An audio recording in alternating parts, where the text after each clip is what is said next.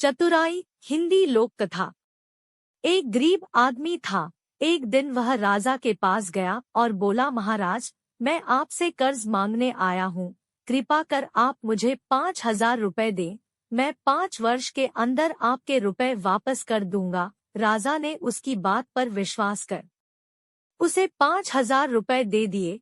5 वर्ष बीत जाने के बाद भी जब उस व्यक्ति ने राजा के 5,000 रुपए नहीं लौटाए, तब राजा को मजबूरन उसके घर जाना पड़ा। लेकिन वहां वह व्यक्ति नहीं मिला। जब भी राजा वहां जाता, बहाना बनाकर उसे वापस भेज दिया जाता। एक दिन फिर राजा उस व्यक्ति के घर गया। वहां और कोई तो नहीं दिखा। एक छोटी लड़की बैठी थी। राजा ने उसी से पूछा, तुम्हारे पिताजी कहाँ हैं? लड़की बोली, पिताजी स्वर्ग का पानी रोकने गए हैं। राजा ने फिर पूछा, तुम्हारा भाई कहाँ है? लड़की बोली, बिना झगड़ा के झगड़ा करने गए हैं। राजा के समझ में एक भी बात नहीं आ रही थी, इसलिए वह फिर पूछता है, तुम्हारी माँ कहाँ है? लड़की बोली, माँ 1 से 2 करने गई है। राजा उसके इन उलझुल जवाब से खींच गया। वह गुस्से में पूछता है, और तुम यहाँ बैठी क्या कर रही हो? लड़की हंसकर बोली, मैं घर बैठी संसार देख रही हूँ। राजा समझ गया कि लड़की उसकी किसी भी बात का सीधा जवाब नहीं देगी, इसलिए उसे अब इससे इन बातों का मतलब जानने के लिए प्यार से बतियाना पड़ेगा। राजा ने चेहरे पर प्यार से मुस्कान लाकर पूछा, बेटी, तुमने जो अभी अभी मेरे सवालों के जवाब दिए, उनका मतलब क्या है? मैं तुम्हारी एक भी बात का मतलब नहीं समझ सका। तुम मुझे सीधे सीधे उनका मतलब समझाओ। लड़की ने भी मुस्कुराकर पूछा, अगर मैं सभी बातों का मतलब समझा दूं तो आप मुझे क्या देंगे? राजा के मन में सारी बातों को जानने की तीव्र उत्कंठा थी। वह बोला, जो मांगोगी वही दूंगा। तब लड़की बोली, आप मेरे पिताजी का सारा कर्ज माफ कर देंगे तो मैं आपको सारी बातों का अर्थ बता दूंगी। राजा ने कहा, ठीक है, मैं तुम्हारे पिताजी का सारा कर्ज माफ कर दूंगा। अब तो सारी बातों का अर्थ समझा दो। लड़की बोली, महाराज, आज मैं आपको सारी बातों का अर्थ नहीं समझा सकती। कृपा कर आप कल आएं, कल मैं जरूर बता दूंगी। राजा अगले दिन फिर उस व्यक्ति के घर गया। आज वहां सभी लोग मौजूद थे। वह आदमी, उसकी पत्नी, बेटा और उसकी बेटी भी। राजा को देखते ही लड़की पूछी, महाराज, आपको अपना वचन याद है ना? राजा बोला, हाँ मुझे याद है।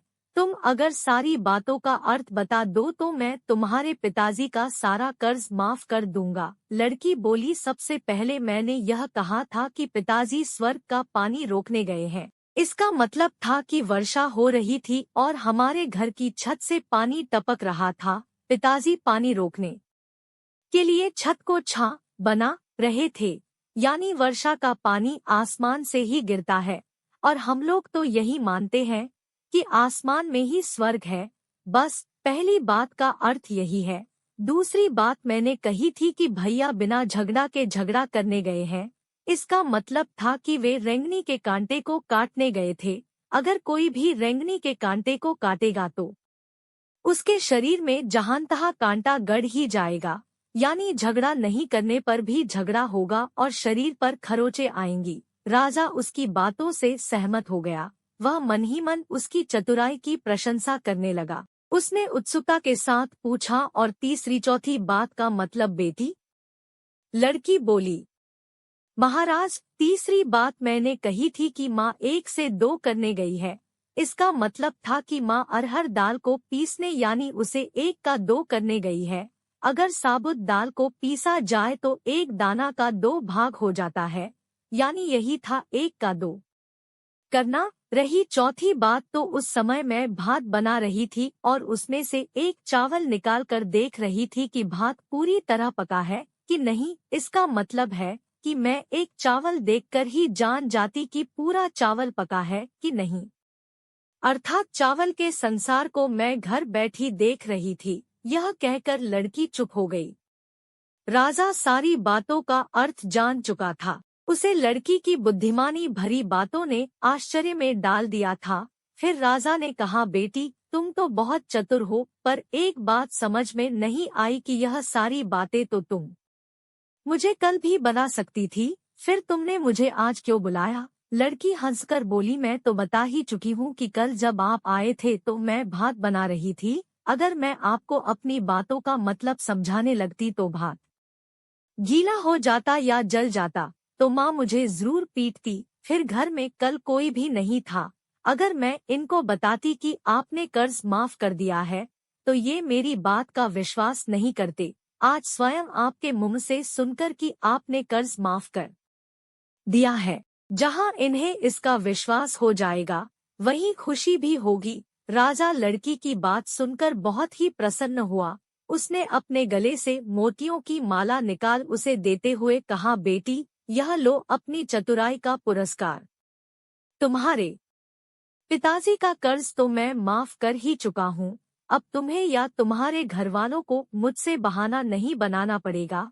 अब तुम लोग निश्चिंत होकर रहो। अगर फिर कभी किसी चीज की जरूरत हो तो बेझिझक होकर मुझसे कहना। इतना कहकर राजा लड़की को आशीर्वाद देकर चला गया। लड़की के परिवार वालों ने उसे खुशी से गले लगा लिया। दोस्तों, अगर हमारी वीडियो अच्छी लगी हो तो सीढ़ियों को लाइक, शेयर और सब्सक्राइब करना तो बिल्कुल ना भूले। और दोस्तों साथ ही साथ बेल आइकन जरूर दबा दे ताकि हमारी जो अगली वीडियो आएगी उसका नोटिफिकेशन आपको मिलता रहेगा। धन्यवाद। जय हिंद, जय भारत, वंदे मातरम।